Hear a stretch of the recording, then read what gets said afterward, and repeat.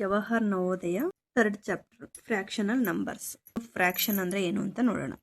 On object is divided into equal parts. One or more of such equal parts is known as a fraction. ಒಂದು ಪೂರ್ಣ ಸಂಖ್ಯೆ ಅಥವಾ ಇಲ್ಲಿ ಒಂದು object ಇದೆ ಅಂದರೆ ಒಂದು ವಸ್ತು ಇದೆ. ನಾವೇನು ಮಾಡ್ತೀವಿ, 4 ಸಮಭಾಗಗಳನ್ನಾಗಿ ಮಾಡ್ತೀವಿ. ನಾವು ಎಷ್ಟು ಸಮಭಾಗಗಳನ್ನಾಗಿ ಬೇಕಾದರೂ ಮಾಡ್ಬೋದು, ಆದರೆ ಎಲ್ಲ ಸಮಭಾಗಗಳೇ ಇರಬೇಕು. ಅದರಲ್ಲಿ ನಾನು ಒಂದು ಭಾಗಕ್ಕೆ ಬಣ್ಣ ತುಂಬ್ತೀನಿ. ಇದನ್ನು ನಾವು ಹೇಗೆ ಬರಿತೀವಿ ಅಂದರೆ, 4 ಭಾಗ ಇದೆ, ಅದರಲ್ಲಿ ಒಂದು ಭಾಗಕ್ಕೆ ನಾವು ಬಣ್ಣ ಹಚ್ಚಿದ್ದೀವಿ. ಸೊ ಅದನ್ನು ಈ ರೀತಿ ಬರಿತೀವಿ. ಇದನ್ನು ಅಂಶ ಅಂತ ಕರೀತಾರೆ, ಇದನ್ನು ಛೇದ ಅಂತ ಕರೀತಾರೆ. ಸೊ ಒಂದು ಪೂರ್ಣ ಸಂಖ್ಯೆಯನ್ನು ಭಿನ್ನರಾಶಿ ರೂಪದಲ್ಲಿ ಬರೆಯೋದಕ್ಕೆ ನಾವು ಫ್ರ್ಯಾಕ್ಷನ್ ಅಂತ ಕರಿತೀವಿ. It is form as X by Y. ಅದನ್ನು ಆ ರೀತಿಯಾಗಿ ನಾವು ಬರಿತೀವಿ. ಎಕ್ಸ್ ಅಂದರೆ ನ್ಯೂಮರೇಟರ್ ಅಂದರೆ ಅಂಶ ಅಂತ ಕರಿತೀವಿ. ವೈ ಅನ್ನೋದನ್ನ ಡಿನಾಮಿನೇಟರ್ ಅಂದರೆ ಛೇದ ಅಂದರೆ ಕೆಳಗೆ ಬರೆಯೋದಕ್ಕೆ ಛೇದ ಅಂತ ಕರಿತೀವಿ.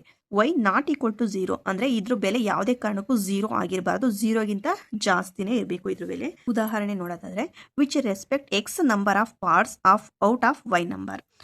ಇಲ್ಲಿ ಒಂದು ಚಿತ್ರ ಇದೆ. ಈ ಚಿತ್ರನ ನಾವು 6 ಸಮಭಾಗಗಳನ್ನಾಗಿ ವಿಂಗಡಿಸಿದೀವಿ. ಆ 6 ಸಮಭಾಗಗಳಲ್ಲಿ ನಾವು 2 ಭಾಗಕ್ಕೆ ಬಣ್ಣ ಹಚ್ಚಿದೀವಿ. ಅದನ್ನು ನಾವು ಹೇಗೆ ಬರಿತೀವಿ ಅಂದರೆ 6/2 ಅಂತ ಬರಿತೀವಿ. 2/6 ಫಾರ್ಮಲ್ಲಿ ನಾವು ಬರಿತೀವಿ.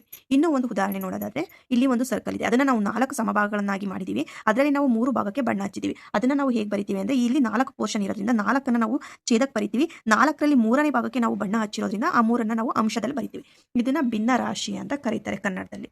Types of fraction. ಫ್ರ್ಯಾಕ್ಷನಲ್ಲಿ ಎಷ್ಟು ವಿಧ ಇದೆ ಅಂತ ನೋಡೋಣ. ಮೊದಲನೇದಾಗಿ ಪ್ರಾಪರ್ ಫ್ರ್ಯಾಕ್ಷನ್. ಪ್ರಾಪರ್ ಅಂದರೆ ಸರಿಯಾದ, ಫ್ರ್ಯಾಕ್ಷನ್ ಅಂದರೆ ಭಿನ್ನರಾಶಿ, ಸರಿಯಾದ ಭಿನ್ನರಾಶಿ ಅಷ್ಟೇ. If numerator is less than the denominator of A fraction ಅಂದರೆ ನ್ಯೂಮರೇಟರ್ ಡಿನಾಮಿನೇಟರ್ಗಿಂತ ಕಡಿಮೆ ಇರಬೇಕು, ಅಂದರೆ ಅಂಶ ಛೇದಕ್ಕಿಂತ ಕಡಿಮೆ ಇರಬೇಕು. ಯಾಕೆಂದರೆ ಈ 11 ಭಾಗ ಅಂದರೆ ಅದರಲ್ಲಿ ನಾವು 8 ಭಾಗನ ಹೊರಗೆ ತೆಗೆದಿರ್ತೀವಿ. ಸೊ ಹಾಗಾಗಿ ಇದು ಸರಿಯಾದ ವಿಧಿ ಬರೆಯೋದು. ಹಾಗಾಗಿ ಇದನ್ನು ಪ್ರಾಪರ್ ಫ್ರ್ಯಾಕ್ಷನ್ ಅಂತ ಕರಿತೀವಿ. ಎರಡನೇದು ಇಂಪ್ರಾಪರ್ ಫ್ರ್ಯಾಕ್ಷನ್. ಇಂಪ್ರಾಪರ್ ಅಂದರೆ ಅಸಮರ್ಪಕ ಭಿನ್ನರಾಶಿ. A fraction whose numerator is equal to or greater than the denominator ಅಂದರೆ ನ್ಯೂಮರೇಟರು ಡಿನಾಮಿನೇಟರ್ಗಿಂತ ಈಕ್ವಲ್ ಇರ್ಬೋದು ಅಥವಾ ಅದಕ್ಕಿಂತ ಜಾಸ್ತಿ ಇದ್ದರೆ ಅದನ್ನು ನಾವು ಇಂಪ್ರಾಪರ್ ಫ್ರ್ಯಾಕ್ಷನ್ ಅಂತ ಕರಿತೀವಿ. ಉದಾಹರಣೆಗೆ ನೋಡಿದರೆ, ಇಂಪ್ರಾಪರ್ ಫ್ರ್ಯಾಕ್ಷನ್ಗೆ ಪ್ರಾಪರ್ ಫ್ರ್ಯಾಕ್ಷನ್ ಅಂದರೆ ನಾವು ಯಾವ ಥರ ಬರಿತೀವಿ, ಇಲ್ಲಿ 5 ಬಾಕ್ಸ್ ಇದೆ. ಸೊ 5ರಲ್ಲಿ 2 ಅನ್ನೋದು ಇದು ಪ್ರಾಪರ್ ಫ್ರ್ಯಾಕ್ಷನ್. ಅದೇ ಇಂಪ್ರಾಪರ್ ಬರೆಯೋದಾದರೆ 5ರಲ್ಲಿ ನಾವು 7 ಅಂತ ಬರಿತೀವಿ. ಸೊ ಇದು ಇಂಪ್ರಾಪರ್ ಅಂದರೆ ಅಸಾಧ್ಯವಾದದ್ದು. 5 ಭಾಗದಲ್ಲಿ ನಾವು 7 ಭಾಗ ಹೊರಗೆ ತೆಗೆಯೋದಕ್ಕೆ ಸಾಧ್ಯ ಇಲ್ಲ ಅನ್ನೋದು ಇಂಪ್ರಾಪರ್ ಫ್ರ್ಯಾಕ್ಷನ್. ಸೊ ನ್ಯೂಮರೇಟರ್ ಡಿನಾಮಿನೇಟರ್ಗಿನ್ನ ಜಾಸ್ತಿ ಇರ್ಬೋದು ಅಥವಾ ಅದು ಈಕ್ವಲ್ ಆಗು ಸಹ ಇರ್ಬೋದು. ಮಿಕ್ಸ್ಡ್ ಫ್ರ್ಯಾಕ್ಷನ್, ಮಿಶ್ರ ಭಿನ್ನರಾಶಿ. A fraction combined with whole number part and a fractional part is called mixed fraction. ಅಂದರೆ ಒಂದು ಭಿನ್ನರಾಶಿ ಒಂದು ಪೂರ್ಣ ಸಂಖ್ಯೆಯನ್ನು ಸಹ ಹೊಂದಿದ್ರೆ ಅದನ್ನು ನಾವು ಮಿಕ್ಸ್ಡ್ ಫ್ರ್ಯಾಕ್ಷನ್ ಅಂತ ಕರಿತೀವಿ ಅಷ್ಟೇ. ಈಕ್ವಲೆಂಟ್ ಫ್ರ್ಯಾಕ್ಷನ್ ಅಂದರೆ ಸಮವಾದ ಭಿನ್ನರಾಶಿಗಳು. Fractions with different numerator and denominators that represent the same value ಅಥವಾ ಪ್ರಪೋರ್ಷನ್ ಆಫ್ ದ ಹೋಲ್. ಅಂದರೆ ಇಲ್ಲಿ ಭಿನ್ನರಾಶಿ ಕೊಟ್ಟಿದ್ದಾರೆ, 3ರಲ್ಲೂ ನ್ಯೂಮರೇಟರ್ ಇರ್ಬೋದು, ಡಿನಾಮಿನೇಟರ್ ಇರ್ಬೋದು, ಎಲ್ಲದರಲ್ಲೂ ಬೇರೆ ಬೇರೆ ಇದೆ. ಆದರೆ ಇದನ್ನು ಯಾಕೆ ಈಕ್ವಲೆಂಟ್ ಫ್ರ್ಯಾಕ್ಷನ್ ಅಂತ ಕರೀತಾರೆ ಅಂತ, 3 ಮತ್ತು 5 ಅದು ಪ್ರೈಮ್ ನಂಬರ್ಸ್ ಆಗಿರೋದ್ರಿಂದ ಇವನ್ನ ಮತ್ತೆ ಭಾಗಿಸೋದಕ್ಕೆ ಬರಲ್ಲ. 6 ಮತ್ತು 10 ನಾವು ಇನ್ನೂ ಭಾಗಿಸ್ಬೋದು. 2 3ಲಿ 6, 2 5ಲಿ 10. ಅದೇ ರೀತಿ ಇದನ್ನು 10 3ಲಿ 30, 10 5ಲಿ 50. ಸೊ ನಾವು ಉತ್ತರ ಬರೆಯೋದಾದರೆ 3/5 ಹಾಗೆ ಇದೆ. ಮತ್ತು ಇದ್ರ ಉತ್ತರನೂ 3/5 ಬಂತು, ಇದ್ರ ಉತ್ತರನೂ 3/5 ಬಂತು. ಸೊ ಈ ಥರದವನ್ನ ನಾವು ಈಕ್ವಲೆಂಟ್ ಫ್ರ್ಯಾಕ್ಷನ್ಸ್ ಅಂತ ಕರಿತೀವಿ. Reciprocal fraction. ರೆಸಿಪ್ರೋಕಲ್ ಅಂದರೆ ಒಂದು ವಸ್ತುವನ್ನು ಉಲ್ಟಾ ಮಾಡಿದ್ರೆ ಅದನ್ನು ರೆಸಿಪ್ರೋಕಲ್ ಅಂತ ಕರೀತಾರೆ. Fractions are interchange to each other. The new fractions is called a reciprocal fraction. ಅಂದರೆ ಇಲ್ಲಿ ಒಂದು ಭಿನ್ನರಾಶಿಯನ್ನು ಕೊಟ್ಟಿದ್ದಾರೆ, ಛೇದನ ಅಂಶದಲ್ಲಿ ಬರಿತೀವಿ, ಅಂಶನ ಛೇದದಲ್ಲಿ ಬರಿತೀವಿ. ಆಗ ಬರುವಂಥ ಹೊಸ ಸಂಖ್ಯೆಗೆ ನಾವು ರೆಸಿಪ್ರೋಕಲ್ ಫ್ರ್ಯಾಕ್ಷನ್ ಅಂತ ಕರಿತೀವಿ. Addition of fraction when denominators are equal. ಒಂದು ವೇಳೆ ಡಿನಾಮಿನೇಟರ್ಸ್ ಅಂದರೆ ಛೇದ ಈಕ್ವಲ್ ಆಗಿದ್ದಾಗ, ಸಮವಾಗಿದ್ದಾಗ. ಹೀಗೆ we simplify add the numerator and keep the denominator same. So ಈ ಥರ ಇದ್ದಾಗ ನಾವು ನ್ಯೂಮರೇಟರ್ಲಿರೋದನ್ನ ಕೂಡ್ಬಿಟ್ಟು ಡಿನಾಮಿನೇಟರ್ ಹೇಗಿರುತ್ತೋ ಅದನ್ನು ಹಾಗೆ ಹೇಳಬೇಕು. ಉದಾಹರಣೆಗೆ, ಸೊ ನಾವು ನ್ಯೂಮರೇಟರ್ಲಿ ಇರೋದನ್ನೆಲ್ಲ ಕೂಡಬೇಕು. 1 ಮತ್ತು 1ಕ್ಕೆ 8 ಕೂಡಿದಾಗ 9 ಆಗುತ್ತೆ. 9 + 5 14 ಆಯಿತು. ಸೊ 14ನ ಬರೆದ್ವಿ ಉತ್ತರ. ಸೊ ಡಿನಾಮಿನೇಟರಲ್ಲಿ 9 ಇದೆ, ಅದನ್ನು ಹಾಗೆ ಇಟ್ವಿ. ಡಿನಾಮಿನೇಟರ್ ಸೇಮೇ ಇದ್ದರೆ ಅದನ್ನು ಲೈಕ್ ಫ್ರ್ಯಾಕ್ಷನ್ ಅಂತಲೂ ಕರೀತಾರೆ. ಸೊ ಇದು ಡಿನಾಮಿನೇಟರ್ ಸೇಮ್ ಇದ್ದಾಗ ಈ ರೀತಿ ಮಾಡಬೇಕು. When denominator are unequal, so denominator equal ಇಲ್ಲದೆ ಇದ್ದಾಗ ನಾವು ಹೇಗೆ ಮಾಡೋದು ಅಂತ ನೋಡೋಣ. Then we take the LCM of denominators. ಆಗ ನಾವು ಏನು ಮಾಡಬೇಕು, ಈ ಡಿನಾಮಿನೇಟರಲ್ಲಿ ಇರುತ್ತಲ್ಲ ಛೇದ, ಅದಕ್ಕೆ ನಾವು LCM ಅಂತ ಕಂಡುಹಿಡಿಯಬೇಕು. LCM ಅಂದರೆ ಲಘುತ್ತರ ಸಾಮಾನ್ಯ ಅಪವರ್ತನ ಅಂತ. And make equivalent fraction have same denominator for the sum of numerator. LCM ಮಾಡಿ ಡಿನಾಮಿನೇಟರ್ ಎಲ್ಲ ಸಮವಾಗಿ ಮಾಡಿಕೊಂಡು ಅದಾದಮೇಲೆ ನಾವು ನ್ಯೂಮರೇಟರ್ನ ಕೂಡಿಡಬೇಕಾಗುತ್ತೆ. ಸೊ ಇಲ್ಲಿ ಒಂದು ಉದಾಹರಣೆ ಕೊಟ್ಟಿದ್ದಾರೆ, ನೋಡೋಣ. ಡಿನಾಮಿನೇಟರ್ಗೆ LCM ನೋಡೋಣ.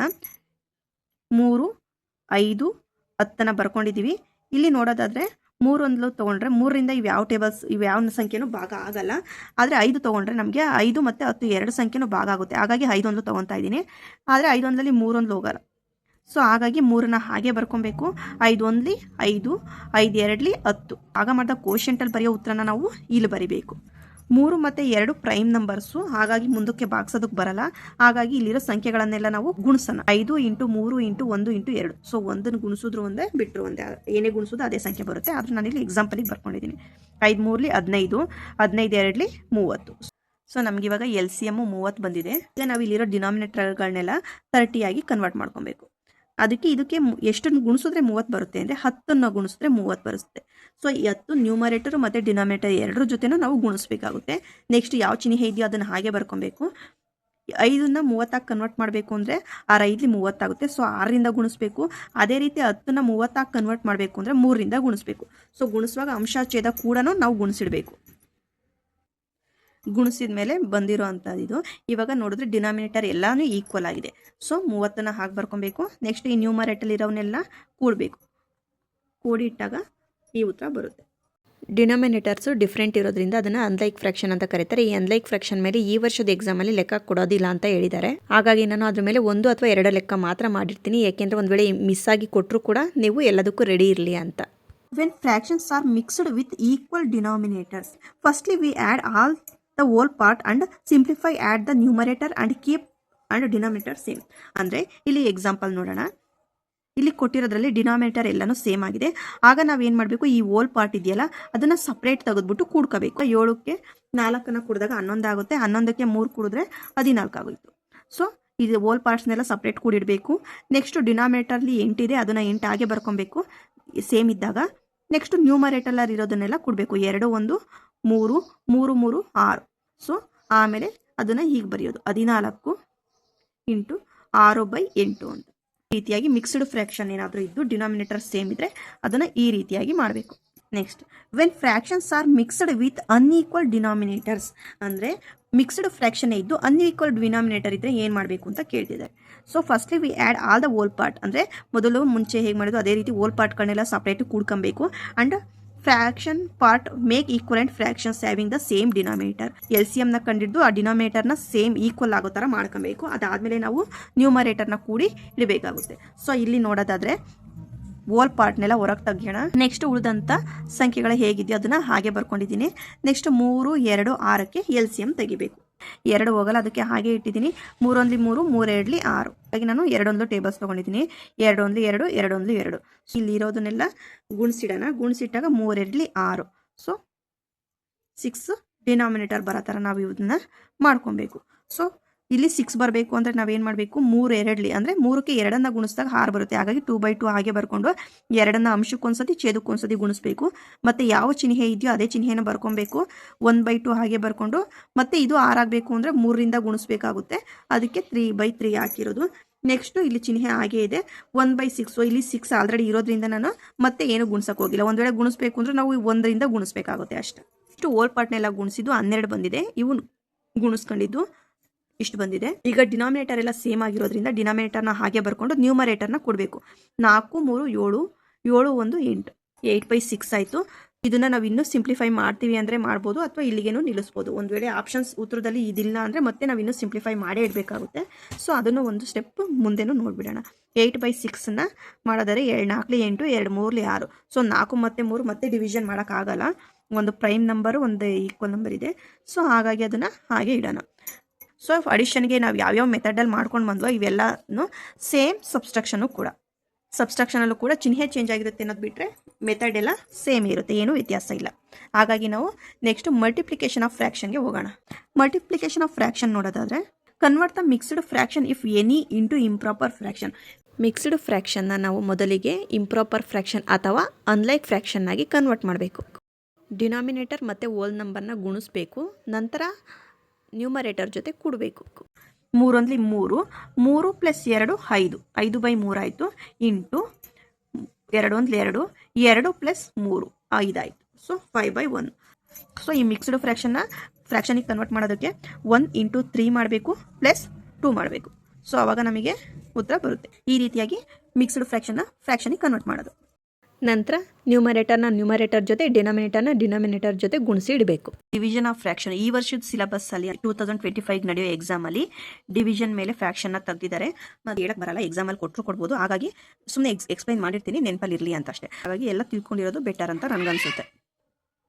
First of all interchange the position of numerator and denominator of the second fraction. ಅಂದರೆ ಇಲ್ಲಿರೋ ಕೊಟ್ಟಿರೋಂಥ ಸೆಕೆಂಡ್ ಫ್ರ್ಯಾಕ್ಷನ್ನ ಮಾತ್ರ ನಾವು ನ್ಯೂಮರೇಟರ್ನ ಡಿನಾಮಿನೇಟರ್ನ ನ್ಯೂಮರೇಟರ್ ಆಗಿ ಚೇಂಜ್ ಮಾಡ್ಬೋದು. ಫಸ್ಟ್ ಫ್ರ್ಯಾಕ್ಷನ್ನ ಮಾಡೋ ಹಾಗಿಲ್ಲ. ಇದು ರೂಲ್ಸ್, ಅದೊಂದು ನೆನಪಿರಬೇಕು.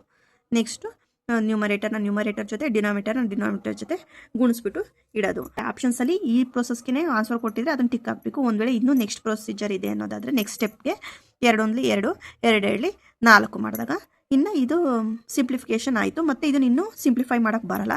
ಸೊ ಹಾಗಾಗಿ 1/2 ಆನ್ಸರ್, ಫೈನಲ್ ಆನ್ಸರ್. ವೇಳೆ ಮಿಕ್ಸ್ಡ್ ಫ್ರ್ಯಾಕ್ಷನ್ ಕೊಟ್ಟಿದ್ರೆ ಅದನ್ನು ಫ್ರ್ಯಾಕ್ಷನಿಗೆ ಕನ್ವರ್ಟ್ ಮಾಡಿ ಆಮೇಲೆ ಸೇಮ್ ಇದೆ ಪ್ರೊಸೆಸ್ ಮಾಡೋದು. ವರ್ಷದ ಎಕ್ಸಾಮ್ಗೆ LCM ಮತ್ತು HCF ಚಾಪ್ಟರ್ ಕೂಡ ಇಲ್ಲ ಅಂತ ಹೇಳಿದ್ದಾರೆ. ಹಾಗಾಗಿ ನಾನು ಅದನ್ನು ಎಕ್ಸ್ಪ್ಲೈನ್ ಮಾಡೋಕ್ಕೆ ಹೋಗ್ತಾ ಇಲ್ಲ. ಸೊ ಹಾಗಾಗಿ ಈ ಚಾಪ್ಟರ್ ಡೆಫಿನೇಷನ್ಸ್ ಇಲ್ಲಿಗೆ ಕ್ಲೋಸ್ ಆಗುತ್ತೆ. ನೆಕ್ಸ್ಟ್ ವಿಡಿಯೋಯಿಂದ ಕ್ವಶನ್ ಆನ್ಸರ್ ಮಾಡೋಣ.